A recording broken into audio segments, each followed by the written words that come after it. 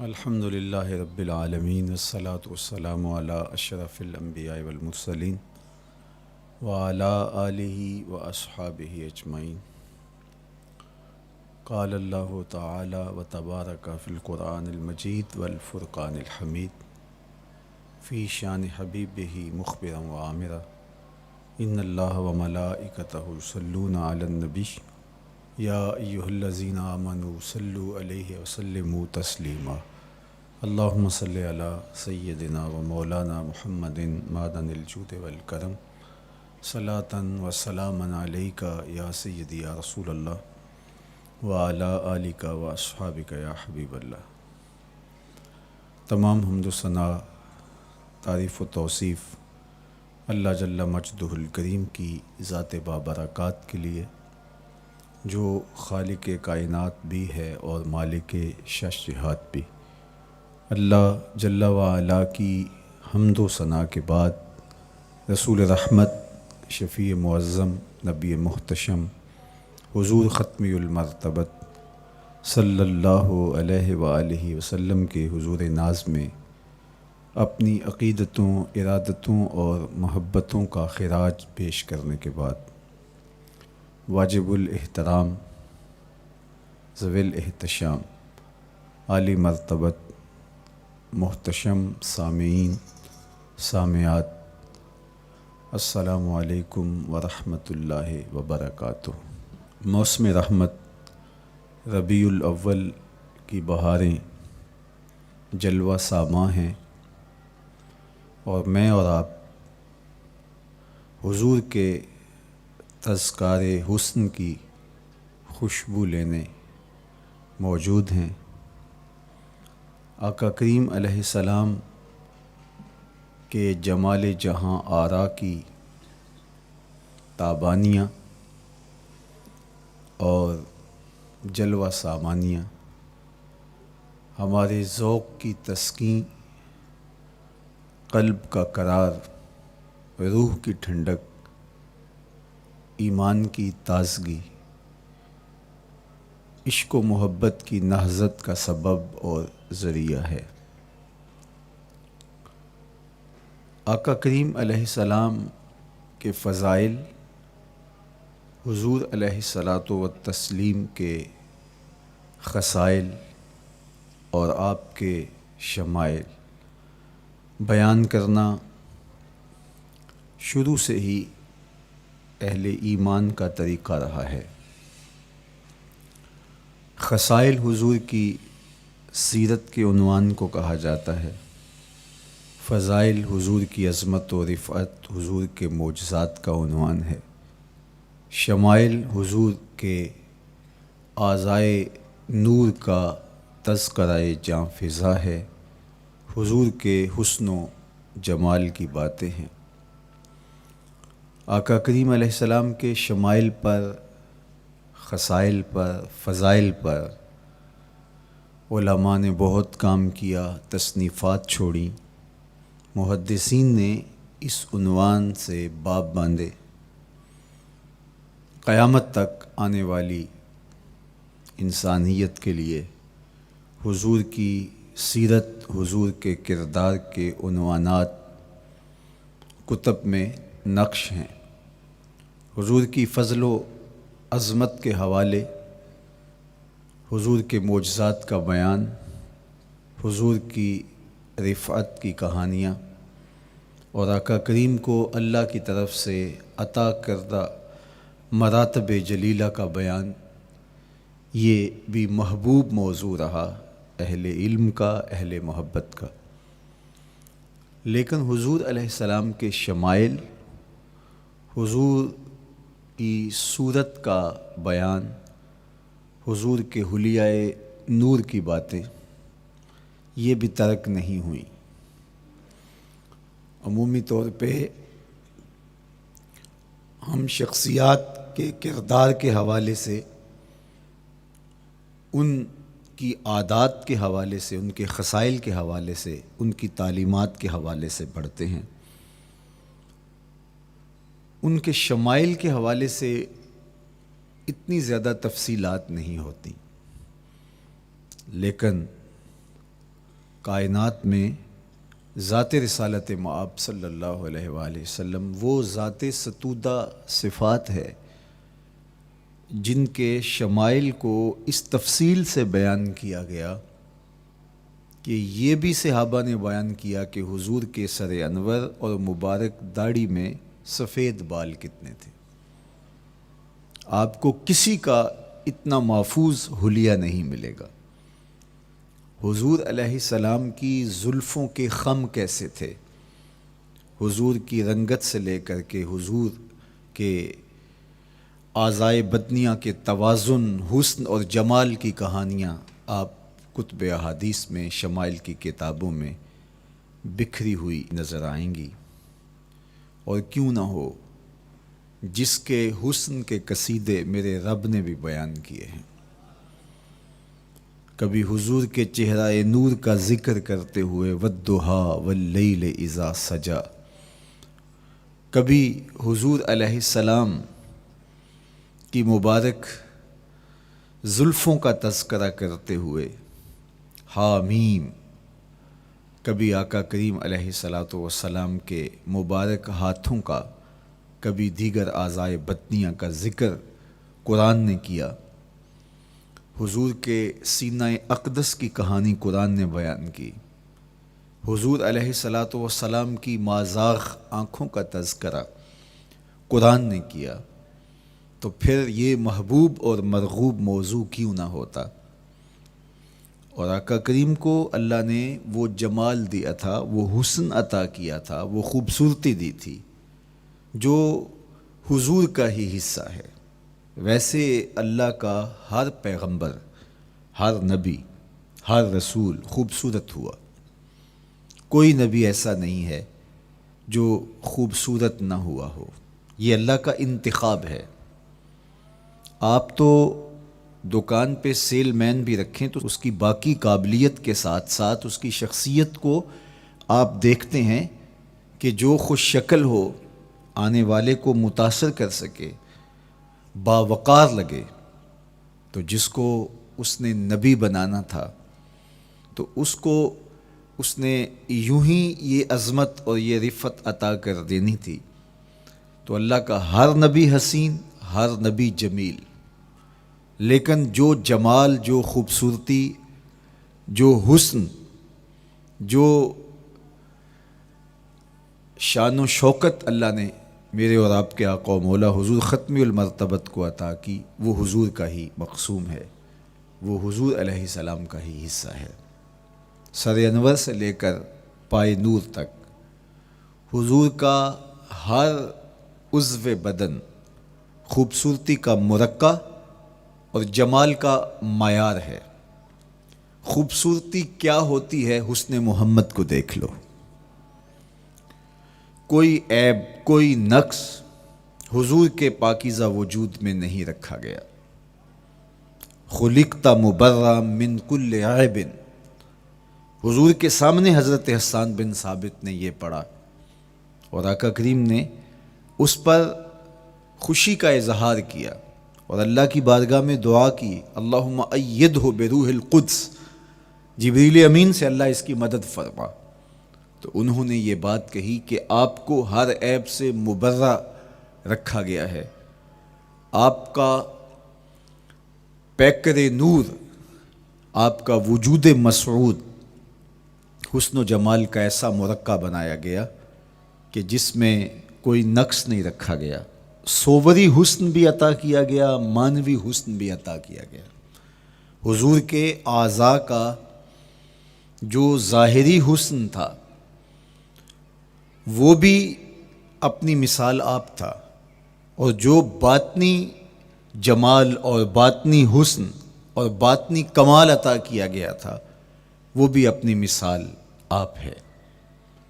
اگر حضور علیہ السلام کے مبارک ہاتھوں کو جمال دیا گیا ہے، لیکن جو توانائی عطا کی گئی، جو طاقت عطا کی گئی، ید اللہ کے جو جلوے ان ہاتھوں میں رکھے گئے، وہ بھی ایک دل آویز کہانی ہے۔ اگر آنکھوں کی پتلیاں خوبصورت ہیں اور آپ کی مبارک آنکھوں کی چمک سے کائنات اس کو دیکھ کر کے مبہوت ہو جاتی ہے، مازاق کے کجلے اس میں رکھے گئے ہیں، لیکن اس کا معنوی حسن بھی دیکھیے کہ حضور بیٹھے مدینے میں ہیں اور جنت کا مشاہدہ کر رہے ہیں۔ وہ توانائی بھی عطا کی گئی کہ جس طرح روشنی میں دیکھا جاتا ہے حضور اسی طرح اندھیرے میں دیکھتے ہیں۔ فرمایا صحابہ صفیں سیدھی رکھا کرو، مت سمجھو کہ میں صرف آگے دیکھتا ہوں، میں آگے بھی دیکھتا ہوں، میں پیچھے بھی دیکھتا ہوں، میں تمہارے رکوع بھی دیکھتا ہوں اور دلوں میں پیدا ہونے والے خشوع بھی دیکھتا ہوں۔ اقبال بولے اے فروغت صبح آثار و دہور، چشم تو بی نندائے ما فی الصدور۔ لوگوں کی نظریں تو سینے کے اوپر دیکھتی ہیں، اے آمنہ کے در یتیم تیری نظر تو سینے کے اندر چھپے راز بھی دیکھتی ہے۔ تو صوری حسن بھی اور معنوی حسن بھی اللہ نے اپنے محبوب کو عطا کیا، اور اللہ جل شانہ نے وہ جمال دیا حضور کو کہ جو دیکھتا وہ دیکھتا ہی رہ جاتا۔ ایسی چمک، ایسی رعنائی، ایسی خوبصورتی اور ایسا جمال تھا، دیکھنے والے کہا کرتے ہیں اللہ اللہ، یاد آتا ہے خدا دیکھ کے صورت تیری۔ کتنے لوگ ہیں جنہوں نے صرف حضور کے چہرے کو دیکھا اور لبوں پہ کلمہ جاری ہو گیا۔ معروف نام حضرت عبداللہ بن سلام رضی اللہ تعالیٰ عنہ کا ہے۔ یہودیوں کے بہت بڑے حبر تھے، بہت بڑے عالم تھے۔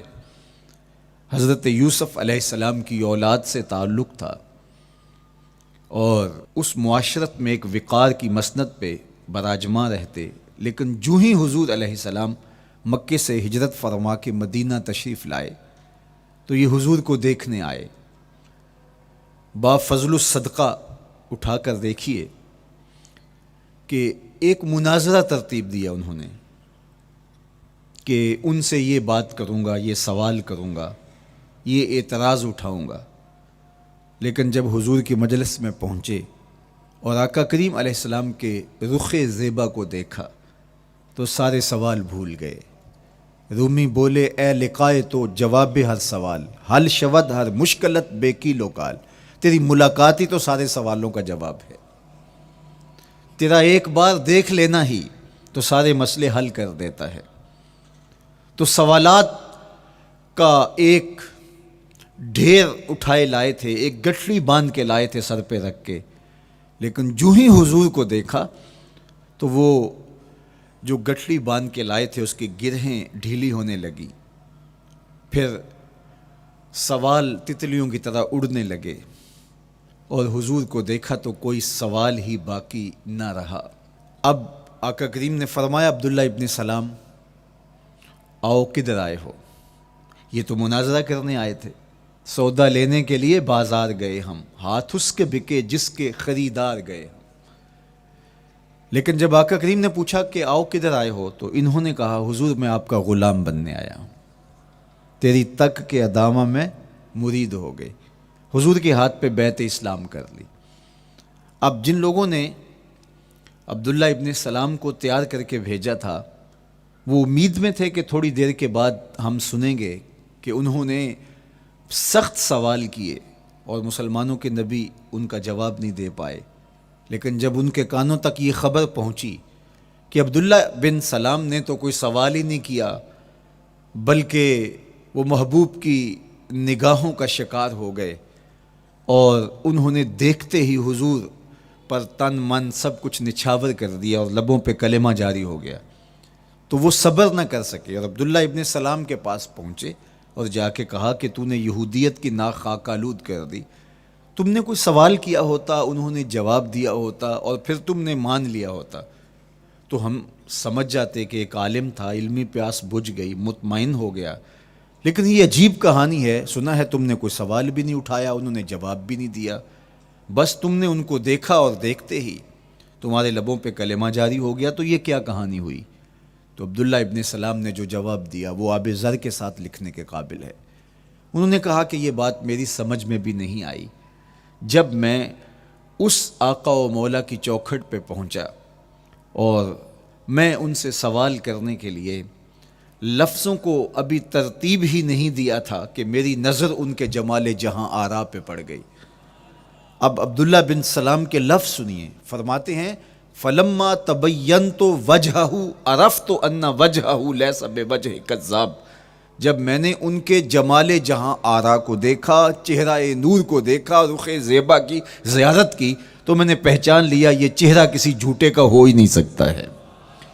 دیکھنے والے کہا کرتے ہیں اللہ اللہ، یاد آتا ہے خدا دیکھ کے صورت تیری۔ اللہ نے صورت ہی ایسی بنائی، جمال ہی ایسا دیا، خوبصورتی ہی ایسی دی کہ جو حضور کو دیکھتے وہ دیکھتے ہی رہ جاتے۔ تو کتنے لوگ تھے کہ جنہوں نے محض حضور کو دیکھا، پھر اس کے بعد لب کھلے تو کلمہ ہی جاری ہوا۔ وہ خوبصورتی اور وہ جمال اللہ نے اپنے محبوب کو عطا کیا۔ آقا کریم علیہ الصلوۃ والسلام کا ایک ایک عضو بدن خوبصورتی کا مرقع تھا، بلکہ خوبصورتی کا معیار تھا۔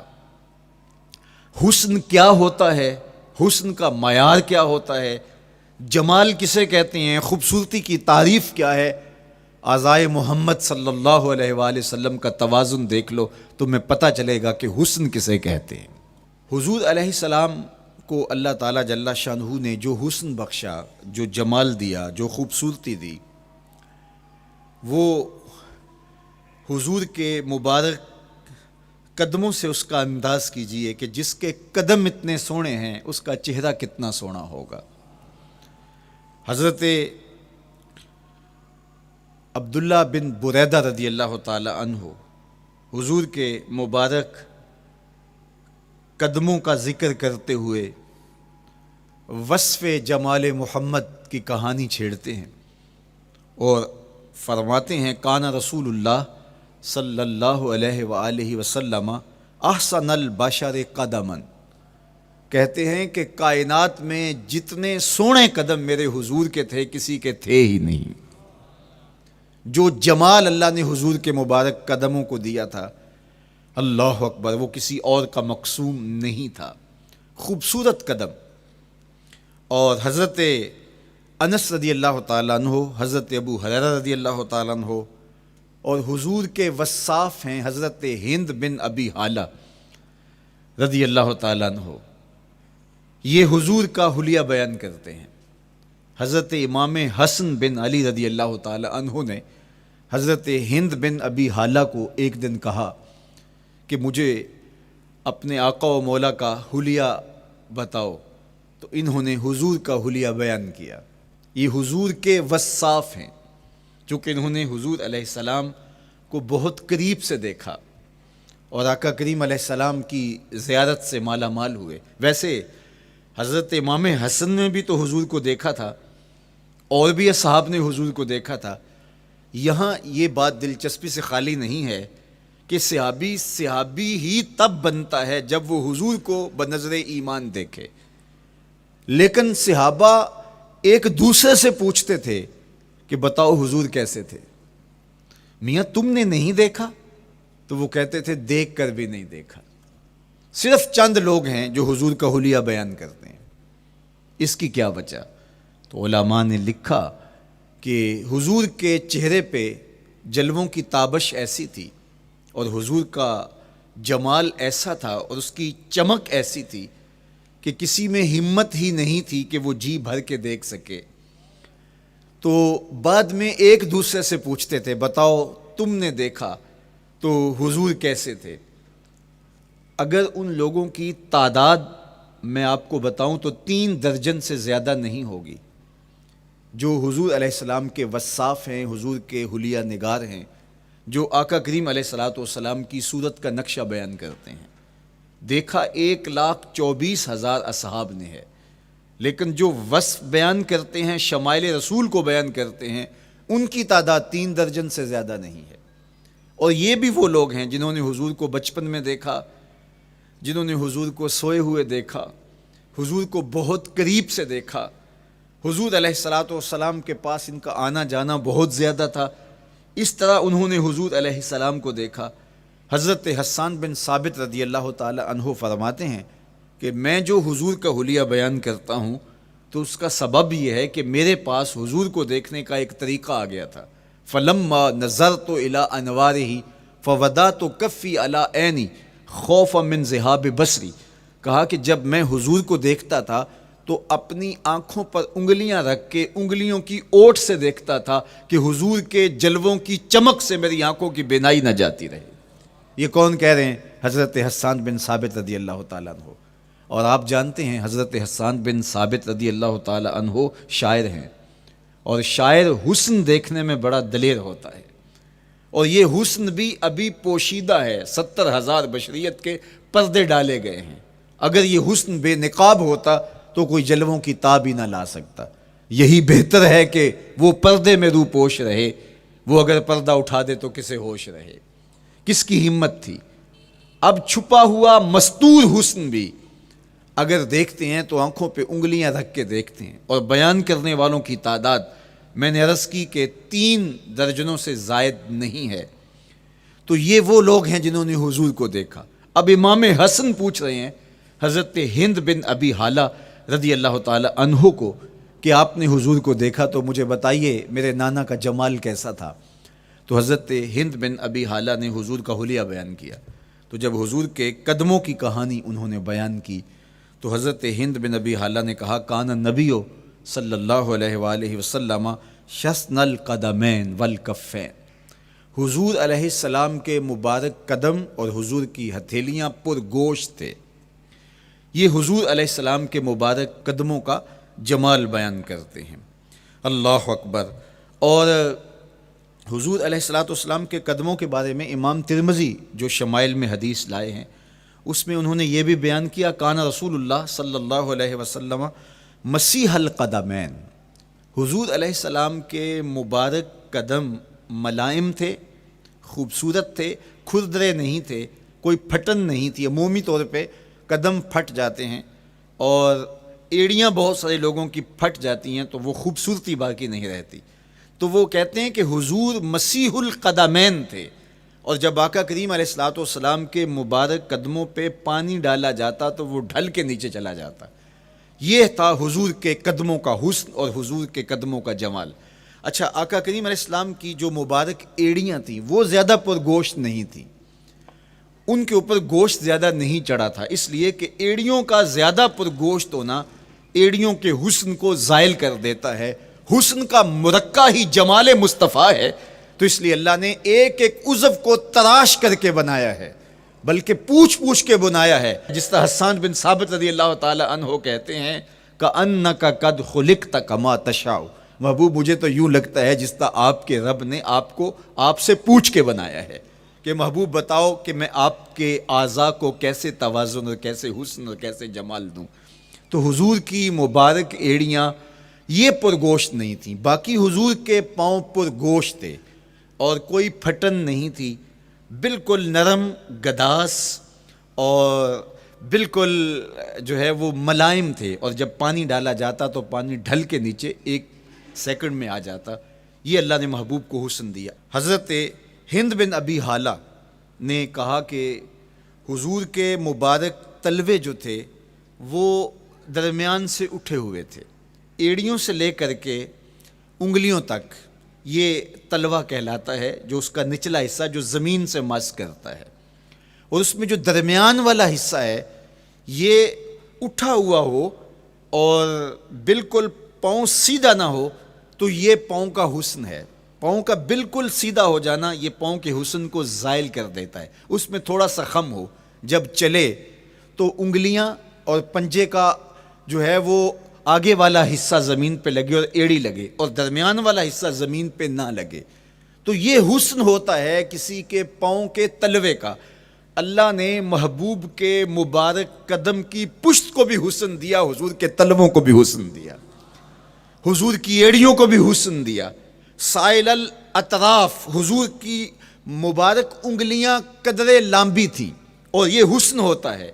انگلیاں چھوٹی ہوں، ان کا قد پست ہو تو پاؤں کی خوبصورتی دکھائی نہیں دیتی، لیکن اللہ نے اپنے محبوب کی انگلیوں کو بھی ایک لمبائی عطا کر کے اس کو بھی ایسا جمال دیا تھا، یار جو پاؤں کو دیکھتا رہے وہ پاؤں کو ہی دیکھتا رہ جائے۔ اللہ اکبر۔ اچھا، بعض احادیث میں آتا ہے کہ حضور علیہ السلام کے مبارک تلوے جو ہیں لیسا لہا اخمس، یہ لفظ ہیں کہ وہ اخمس نہیں تھے، یعنی وہ درمیان سے اٹھے ہوئے نہیں تھے، تو اس کا کیا مطلب ہے؟ یہ حضرت ابو ہریرہ رضی اللہ تعالیٰ عنہ سے جو مروی روایت ہے اس میں یہ ہے لیس لہا اخمس، اور حضرت ہند بن نبی حالہ سے جو حضور کے مبارک تلووں کا حسن بیان کیا گیا ہے، تو اس میں یہ بیان کیا گیا ہے کہ حضور علیہ الصلوۃ والسلام کا مبارک قدموں کا تلووں کا حسن یہ تھا کہ وہ درمیان سے تھوڑے سے اٹھے ہوئے تھے، اور یہ خوبصورت پاؤں کا جمال ہوتا ہے۔ تو ان دو چیزوں میں علماء نے تطبیق کی ہے۔ اللہ ان علماء کی قبروں پر رحمت نازل کرے جو حضور کے حسن پہ، حضور کے جمال پہ گفتگو کرتے رہے، اور ایک ایک عضو پر انہوں نے کئی کئی صفحات لکھے اور کتابیں انہوں نے تحریر کی حضور کے جمال پر۔ اب حضرت ہند بن ابی حالہ رضی اللہ تعالی عنہ، انہوں نے تو حضور کو گھر میں دیکھا تھا، یہ حضرت خدیجۃ الکبریٰ رضی اللہ تعالی عنہا کے فرزند تھے ابو حالہ سے۔ اب انہوں نے تو دیکھا، اب حضور لیٹے ہیں تو انہوں نے حضور کے پاؤں کو دیکھا کہ درمیان میں ہلکا سا خم ہے اور یہ پاؤں کا جمال ہے۔ اب حضرت ابو ہریرہ رضی اللہ تعالی عنہ نے جو حضور کے پاؤں کو دیکھا تو یہ اندرون خانہ کا دیکھنا نہیں تھا، تو انہوں نے کیسے دیکھا؟ تو حضرت ابو ہریرہ سے مروی ایک روایت سے سمجھ آتی ہے کہ انہوں نے جو کہا کہ لیس لہا اخمس، کہ ان کے مبارک تلوے درمیان سے اٹھے ہوئے نہیں تھے بلکہ بالکل برابر تھے، تو اس کا کیا مطلب ہے؟ تو حضرت ابو ہریرہ سے ایک روایت مروی ہے، وہ فرماتے ہیں کہ جب حضور علیہ السلام کسی چٹان کے اوپر چلتے تو حضور علیہ الصلوۃ والسلام کا وہاں قدم پڑتا تو وہ اس چٹان کے اندر حضور کا قدم گھس جاتا، وہ موم کی طرح چٹان نرم ہو جاتی۔ اس طرح زمین پر بھی حضور چلتے تو مبارک پاؤں کا جو نشان قدم ہے وہ پورا دکھائی دیتا۔ تو حضرت ابو ہریرہ رضی اللہ تعالیٰ عنہ اس سے یہ سمجھے کہ حضور کے تلوے جو ہیں وہ برابر ہیں۔ تو علماء نے اس پر گفتگو کی ہے۔ ایک تو حضور جب چلتے تھے تو آقا کریم پورے زور سے قدم زمین پہ رکھتے تھے اور اس وقار سے چلتے تھے کہ جس طرح حضور اونچائی سے نیچے کی طرف اتر رہے ہوں، تو جب پاؤں کو جما کر کے زور سے رکھا جائے تو پھر جو ہے وہ نشان نیچے پڑتا ہے۔ یا اللہ اپنے محبوب کے لیے زمین کو اور پتھروں کو بھی نرم کر دیا تو پھر حضور کے تلووں کا نقش بھی زمین کے اوپر جو ہے وہ حویدہ ہو جاتا۔ سلطان قاتیبائی نے ایک ایسا ہی پتھر جس کے بارے میں شنید تھی کہ اس پر حضور کے قدموں کا نقش موجود ہے، تو انہوں نے 20,000 دینار کے اندر وہ خریدا، اور انہوں نے یہ کہا کہ جب میں فوت ہو جاؤں تو حضور کے قدموں کے نشان والا پتھر میری قبر کے سرہانے بطور کتبہ لگایا جائے۔ علامہ شہاب الدین خفاجی علیہ رحمہ لکھتے ہیں ہوا موجود الی الآن، وہ اپنے دور میں کہانی بیان کرتے ہیں وہ آج بھی سلطان قاتیبائی کی قبر کے سرہانے وہ پتھر نصب ہے جہاں حضور کے قدموں کے نشان موجود ہیں۔ اللہ اکبر۔ تو آقا کریم علیہ الصلوۃ والسلام کے مبارک تلوے، حضور علیہ السلام کی کم گوشت تراشی ہوئی ایڑیاں، اور مسیح القدمین حضور علیہ السلام کے ملائم نرم گداز پاؤں، ان کا حسن اور ان کا جمال، اور آقا کریم علیہ السلام کے قدموں کی انگلیاں جو قدرے لمبی تھی، اور ان میں جو درمیان والی انگلی تھی وہ زیادہ لمبی تھی، اس پر حضرت میمونہ بنت کردم رضی اللہ تعالی عنہا اس انگلی کا حسن بیان کرتی ہیں، کہتی ہیں مجھے شوق ہوا کہ میں حضور کو دیکھوں، تو اپنے والد گرامی کے ساتھ حجۃ الوداع کے موقع پر میں بھی سعادت حج پا رہی تھی، تو حضور کو ملنے کے لیے جب ہم پہنچے تو آقا کریم اونٹنی کے اوپر سوار تھے، ناقہ پر جلوہ فراز تھے، تو میرے میں ہمت نہ ہو سکی کہ حضور کے چہرے کو دیکھ سکوں۔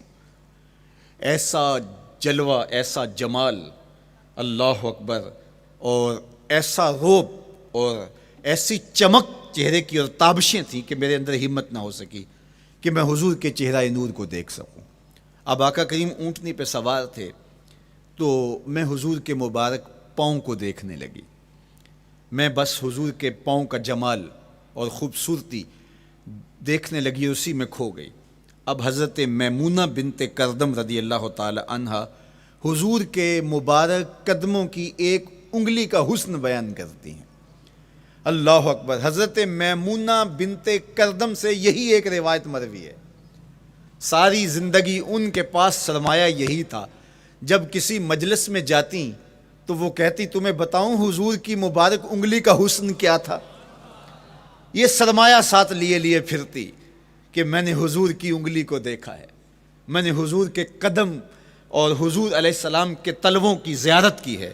تو وہ اس حسن کو بیان کرتے ہوئے کہا کرتی تھی فما نسیتو فی ما نسیتو طولا اصبع قدمہ السبابہ علی سائر اصابعہ. جو سبابہ انگلی ہے، انگوٹھے کے ساتھ والی انگلی کو سبابہ انگلی کہتے ہیں، اور اس کے ساتھ والی انگلی کا جو قد دراز تھا اور باقی انگلیوں کی نسبت وہ انگلی لمبی تھی، کہا اس کا حسن آج بھی میری نگاہوں میں گھومتا رہتا ہے اور ہر وقت میرے تصور میں رہتا ہے. میرے تصور سے کبھی اس انگلی کا جمال ہی ختم نہیں ہوا، انگلی کا حسن ہی کبھی زائل نہیں ہوا، ہر وقت اس کے تصور میں کھوئی رہتی ہوں. یار چہرے کے جمال کو کون بیان کرے گا، یہاں تو انگلی کا حسن بیان نہیں ہو رہا. ابھی وہ شعر پڑھا جا رہا تھا نا کہ قدموں پہ جبیں کو رہنے دو، قدموں پہ جبیں کو رہنے دو، چہرے کا تصور مشکل ہے. قدموں پہ جبیں کو رہنے دو، چہرے کا تصور مشکل ہے. جب چاند سے بڑھ کر ایڑی ہے رخسار کا عالم کیا ہوگا، جب چاند سے بڑھ کر ایڑی ہے رخسار کا عالم کیا ہوگا. تو اللہ نے اپنے محبوب علیہ الصلوۃ والسلام کو وہ جمال، وہ خوبصورتی اور حضور کے مبارک قدم، حضرت عبداللہ بن بریدہ رضی اللہ تعالی عنہ سے مروی روایت، کان رسول اللہ صلی اللہ علیہ وآلہ وسلم احسن البشر قدما، کہتے ہیں جتنے سونے قدم، جتنے من مونے قدم میرے حضور کے تھے، اتنے سونے قدم کسی اور کے تھے ہی نہیں. اللہ نے اپنے محبوب کو وہ جمال، وہ خوبصورتی اور وہ نور عطا کیا تھا. اچھا، یہ قدم، یہ ایڑیاں، یہ مبارک تلوے اور یہ داراز انگلیاں اور ان انگلیوں کی چمک اور ان کی رنگت کا جمال اور خوبصورتی، جہاں اس کا صوری حسن تھا تو مانوی حسن بھی دیکھنے والا تھا. یہ قدم اٹھ جائیں اللہ اکبر تو تقدیر کے فیصلے ہوتے دکھائی دیتے ہیں. ان قدم کی اونچائی، ان قدم کی بلندیاں کہ عرش حق ان قدموں کے بوسے لے رہا ہے. اور میرے امام بولے زہ عزت و اے طلائے محمد، زہ عزت و اے طلائے محمد، کہ ہے عرش حق زیر پائے محمد. قدموں کا حسن وہ بھی دیکھنے والا اور قدموں کی بلندی اور اونچائی اور اس کی شان و شوکت وہ بھی دیکھنے والی. اللہ اکبر. آقا کریم علیہ السلام حضرت ابو بکر صدیق کے ساتھ، حضرت عمر فاروق کے ساتھ اور حضرت عثمان غنی کے ساتھ احد پہاڑ پر تشریف لے گئے. یہ حدیث آپ نے بارہا علماء سے سنی ہے. احد کی چھاتی پہ جب حضور کے قدم آئے، اللہ اکبر، تو وہ خوشی سے جھوم اٹھا، مقدر جاگ گئے، بخت بیدار ہو گئے.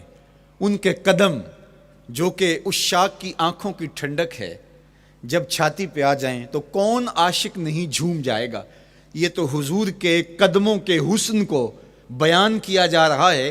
آپ کی روح رقص کر رہی ہے اور آپ کا دل جو ہے وہ ایک عجیب سرور اور کیف کی وادی میں اور ایک جو ہے وہ خوشیوں کے جو ہے وہ عالم میں نہال ہوتا چلا جا رہا ہے. لیکن یہ قدم جب چھاتی پہ آیا تو پھر احد، ظاہر تو پتھر ہے احد، لیکن حضور سے پتھر بھی پیار کرتے ہیں. فرمایا احد جبل یحبنا ونحبہ، احد ہم سے پیار کرتا ہے، پہاڑ ہے، پتھر ہے، لیکن ہم سے پیار کرتا ہے، ہم اس سے پیار کرتے ہیں. اس کائنات میں صرف سرکش انسانوں اور جنوں کے علاوہ کائنات کی ہر شے حضور سے پیار کرتی ہے، حضور سے محبت کرتی ہے. آؤ میں تمہیں پیار کی ایک اور کہانی سناؤں.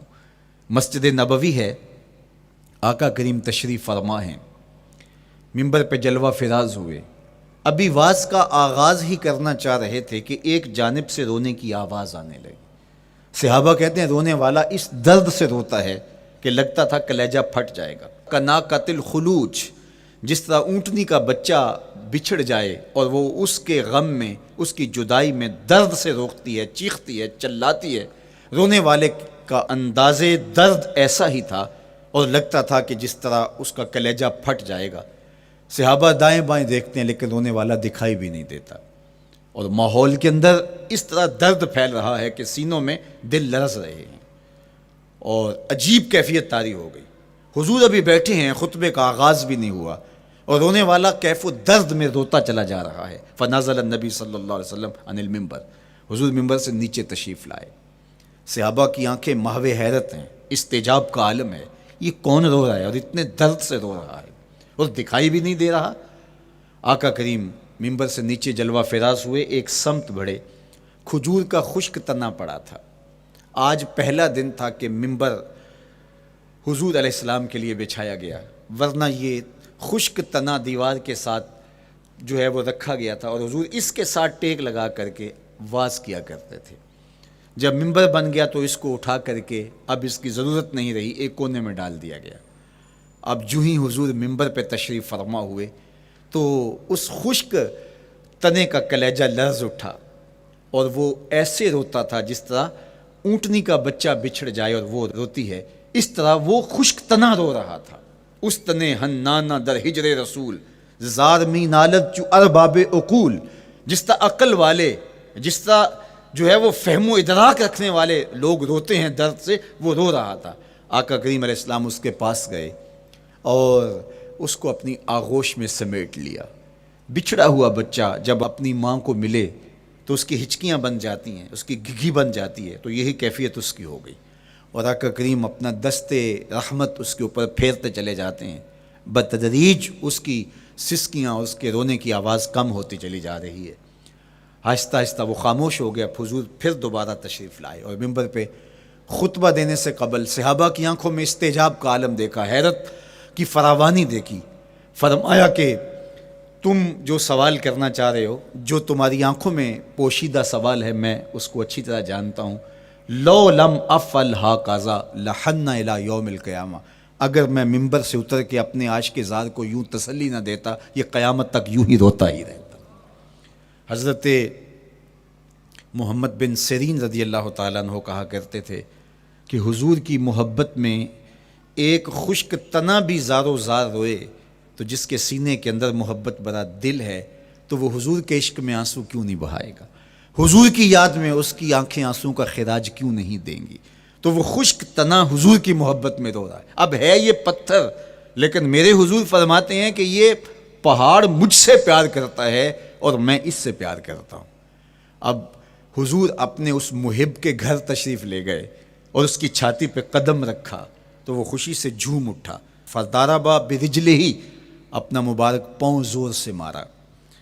فقال اسبت احد فانما علیک نبی و صدیق و شہیدان، فرمایا احد ٹھہر جا، تیرے اوپر اللہ کا ایک نبی ہے، ایک صدیق اور 2 شہید ہیں۔ تو حضور کی مبارک ایڑی کے لگنے کی دیر تھی، حضور کے قدم کی ضرب کی دیر تھی کہ اس کا زلزلہ تھم گیا۔ میرے امام بولے ایک ٹھوکر سے احد کا زلزلہ جاتا رہا، ایک ٹھوکر سے احد کا زلزلہ جاتا رہا، رکھتی ہیں کتنا وقار اللہ اکبر ایڑیاں۔ زلزلہ آ گیا اس کے اوپر، وہ جھومنے لگا، لیکن حضور نے اپنا مبارک قدم مارا اور وہ ٹھہر گیا۔ اللہ اکبر۔ تو یہ پہاڑ آج بھی اس شاک جب شہر مدینہ میں حاضر ہوتے ہیں تو وہ احد پہ تو ضرور جاتے ہیں، حضرت امیر حمزہ کے مزار پہ حاضری دینے کے لیے اور اس جبل احد کو دیکھنے کے لیے۔ اور یقین جانیے گا جبل احد کو جب ہم دیکھتے ہیں تو عجیب کیفیات میں ڈوب جاتے ہیں۔ میں تو وہاں دوستوں کو کہا کرتا ہوں کہ آج پورا مدینہ بدل گیا ہے، یعنی اس کی وہ صورت، وہ کچے مکان، وہ گھروندے، وہ گھر، وہ کوچہ و بازار، وہ کچی سڑکیں، وہ ماحول آج وہ آپ کو نظر نہیں آ رہا۔ جہاں کچے مکان تھے جن کے اوپر چھت کھجور کے پتوں کی پڑی تھی، وہاں عالی نصب پلازے آپ کو نظر آتے ہیں، فلک بوس آپ کو ہوٹل نظر آتے ہیں۔ وہ کچی سڑکیں آج آپ کو وہاں دکھائی نہیں دیتی، وہاں تارکول کی بچھی ہوئی سڑکیں دکھائی دیتی ہیں، خوبصورت پتھر لگے ہوئے آپ کو نظر آتے ہیں، وہ ممیاتی ہوئی بکریاں، وہ جگالی کرتے ہوئے اونٹ آج آپ کو وہاں دکھائی نہیں دیتے، وہ ماحول آپ کو نظر نہیں آتا۔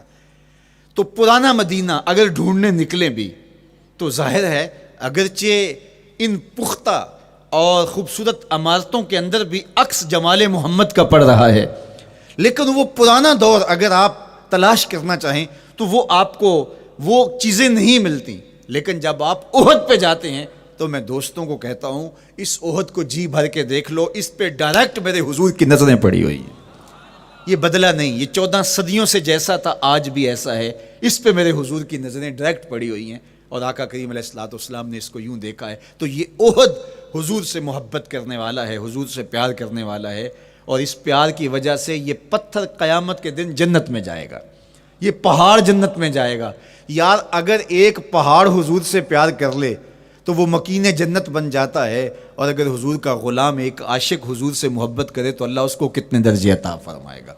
تو آقا کریم نے زور سے قدم مارا اور فرمایا احد ٹھہر جا، تیرے اوپر اللہ کا ایک نبی ہے، ایک صدیق ہے، اور 2 شہید ہیں۔ اللہ اکبر۔ تو یہ حضور علیہ الصلوۃ والسلام کے مبارک قدم کی شان ہے، یہ حضور کے مبارک قدم کا جمال ہے اور اس کی خوبصورتی ہے۔ غزوہ ذات الرقاع کے اندر حضرت جابر کا اونٹ چلتے چلتے تھک گیا، سفر لمبا تھا اور اونٹ کمزور تھا، تو چلتے چلتے اس کو تھکن ہو گئی، اب وہ قافلے سے پیچھے رہتا چلا جاتا ہے۔ تو اس نے حضور کی خدمت میں عرض کی، یا رسول اللہ یہ اونٹ تھک گیا ہے اور میں قافلے کے ساتھ چل نہیں پا رہا۔ تو آقا کریم علیہ الصلوۃ والسلام نے اپنے مبارک قدم سے اس اونٹ کو ٹھوکر لگائی، فَنَشِطَ حَتَّى كَانَ مَا يَمْلِكُ زَمَامَهُ۔ حضرت جابر کہتے ہیں اس کی لگام سنبھالی نہیں جاتی تھی، اتنا تیز چلتا تھا۔ یار جس کے قدموں کی ٹھوکر سے یہ توانائی آ جائے، اس کے ہاتھوں کی توانائی کا عالم کیا ہوگا۔ تو اللہ نے صرف حضور کے مبارک قدموں کو صوری حسن ہی نہیں دیا تھا، مانوی جمال اور توانائی بھی عطا فرمائی تھی۔ حضور علیہ السلام کے چچا جناب ابو طالب کہتے ہیں کہ میں حضور علیہ السلام کے ساتھ تھا، تو راستے میں ذی المجار کی منڈی آئی، اور وہاں حالات ایسے تھے کہ پینے کے لیے پانی دستیاب نہیں تھا۔ تو میں نے کہا کہ عطشت ولیس عندی ماء، مجھے تو سخت پیاس لگی ہے اور پانی بھی پاس نہیں ہے۔ فنزل النبی صلی اللہ علیہ وسلم وضرب بقدمہ الارض فخرج الماء فقال اشرب۔ تو حضور نے اپنے مبارک پاؤں سے زمین پر ٹھوکر لگائی، چشمہ پھوٹ پڑا، اور آقا کریم نے فرمایا چچا پانی پی لیجئے۔ تو وہ پاؤں اگر زمین پہ لگے تو چشمے پھوٹے، اگر احد پہاڑ پہ وہ پاؤں پڑے تو اس کا زلزلہ جاتا رہے، اور اگر وہ کسی جانور کو حضور ٹھوکر لگائیں تو اس کے اندر اس قدر تیزی آ جائے کہ اس کی باغ سنبھالی نہ جائے، اتنا سریع رفتار ہو جائے، اب ان قدموں پہ کون قربان نہیں ہوگا۔ یار ان قدموں کو چومنے کے لیے جبریل بھی تو بے تاب دکھائی دیتے ہیں نا۔ معراج کی شب جب جبریل حاضر خدمت ہوئے، حضور محو استراحت ہیں، تو جبریل عرض گزار ہوئے مالک تیرا محبوب تو سو رہا ہے۔ اللہ اکبر، تبارک اللہ، شان تیری تجھی کو زیبا ہے بے نیازی، کہیں پہ جوش لن ترانی، کہیں تقاضے وصال کے تھے۔ ایک کوہ طور پہ خود چل کے جاتا ہے اور عرض گزار ہوتا رب آرنی انظر الیک، مالک تجھے دیکھنا چاہتا ہوں۔ اللہ اکبر، سراپا چشم بنا ہوا ہے اور کہتا ہے مالک میں تجھے دیکھنا چاہتا ہوں۔ جواب کیا آتا ہے؟ لن ترانی، تم نہیں دیکھ سکتے، میرے جلووں کی تاب نہیں لا سکتے۔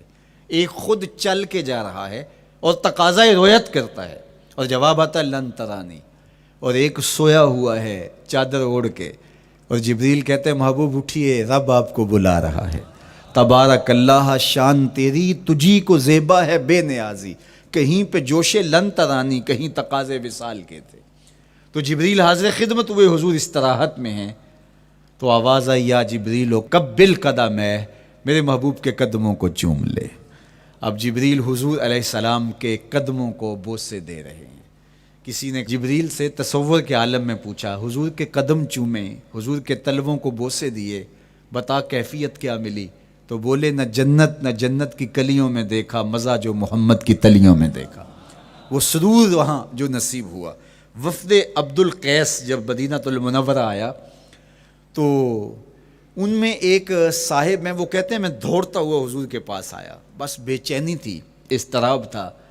جب آپ مدینہ المنورہ میں جاتے ہیں تو آپ کو جا کے گاڑی اتارتی ہے اور آپ ہوٹل میں سامان رکھتے ہیں، تو پھر کتنی جلدی ہوتی ہے کہ جلدی سے غسل کریں اور جلدی سے نیا لباس پہنیں اور جا کے ہرے گنبد کو دیکھیں، حضور کی مبارک مسجد کی زیارت کریں، ان کوچہ و بازار میں جائیں جہاں حضور کے مبارک قدم لگے تھے۔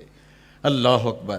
تو اب یہ وفد عبد القیس جب آیا تو ان میں ایک صحابی حضرت زرع رضی اللہ تعالیٰ عنہ فرماتے ہیں کہ میں پھر تیزی کے ساتھ گیا اور پھر ہم جا کے حضور کے ہاتھ بھی چومنے لگے، حضور کے قدم بھی چومنے لگے۔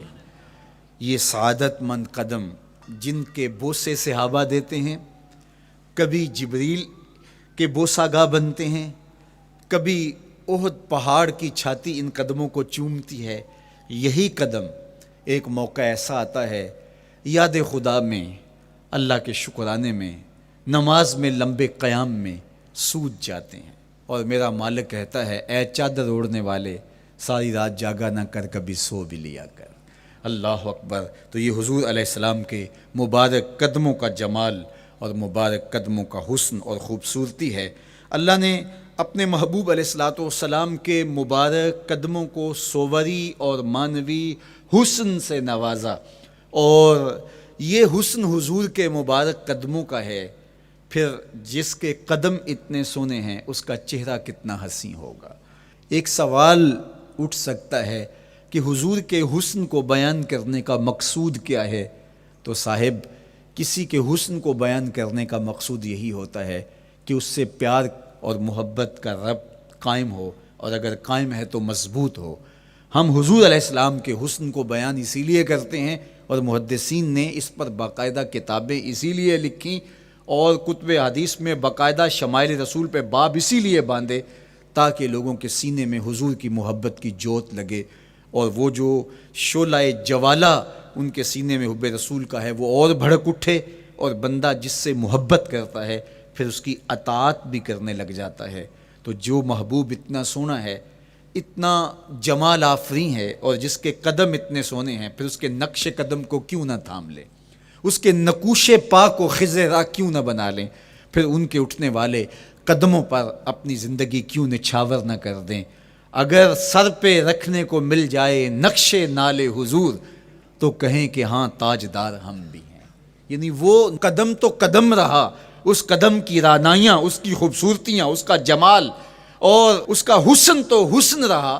جہاں وہ مبارک قدم لگا، جہاں وہ نقش لگا، اگر وہ نقش بھی سر پہ رکھنے کو مل جائے تو کہا کہ اگر سر پہ رکھنے کو مل جائے نقش نال حضور، حضور علیہ السلام کا قدم تو جزو بدن رسول ہے۔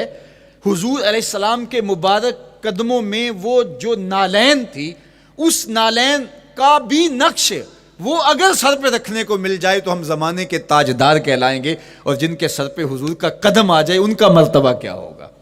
تو یہاں اس نقش کو بھی دیکھیے، حضور کے مبارک قدموں میں جو نالین آیا اس کو نالین شریف کہتے ہیں۔ اس نال کو نال شریف یا ان نالین کو نالین شریف کہا جاتا ہے، اس لیے کہ وہ حضور کے مبارک جسم سے جڑ گئے، حضور سے ان کا ربط پیدا ہو گیا، وہ جزو بدن رسول نہیں ہیں، تو اس کا یہ مرتبہ ہے۔ تو پھر حضور علیہ السلام کی شان اور حضور کی عظمت کیا ہوگی، اللہ اکبر۔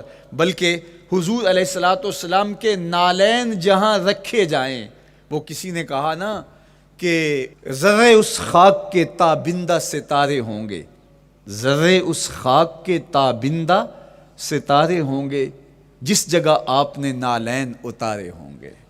وہ جگہ جہاں حضور کے قدم نہیں، حضور کے قدموں سے مس ہوئے ہوئے نالین رکھے جائیں، وہاں جو ذرے اس نالین کے تلووں کو چومتے ہیں وہ بھی آسمان کے ستاروں سے اس شاخ کو حسین دکھائی دیتے ہیں، وہ بھی زیادہ چمکدار دکھائی دیتے ہیں، اور اس شاخ کی آنکھوں کا سرما اور ان کے دل کا قرار اور روح کی ٹھنڈک قرار پاتے ہیں۔ تو یہ ہے حضور علیہ السلام کی نسبت کا احترام اور حضور کی محبت کا اثر جو اس شاخ کے سینے میں محسوس کیا جاتا ہے۔ اللہ مجھے آپ کو اپنی خاص پناہیں، امان اور حفاظتوں کا حصاد بخشے۔ کار ما آخر شدو آخر ز ما کار نشد، مشت خاک ما غبار کوچائے یار نشد۔